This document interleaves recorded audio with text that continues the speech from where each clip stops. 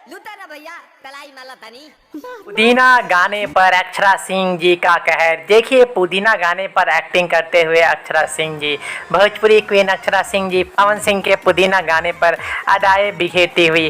भोजपुरी में power star Pawan Singh ji का गाना बहुत ज़्यादा पॉपुलर हुआ है और इन दिनों भोजपुरी में सारे अदाकारा पुदीना पर डांस करते हुए नजर आ रही है। आप देख रहे हैं किस तरीके से अक्षरा सिंह पुदीना गाने पर एक्टिंग करते हुए नजर आ रही है। आप देखिए पवन सिंह क्या बोल रहे हैं। मस्त बनी जा।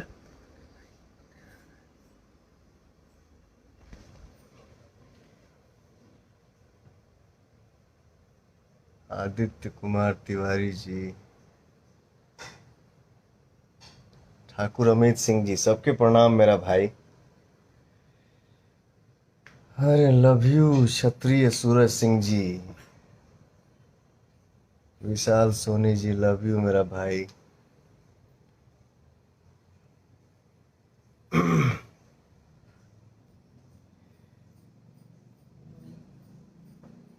डेढ़ दो महीना के अंदर जितना गाना हमार रिलीज भइल है, आप लोग सब गाना के इतना प्यार दे रहल बानी जा, इतना पसंद करत नहीं जा, अब का चाही।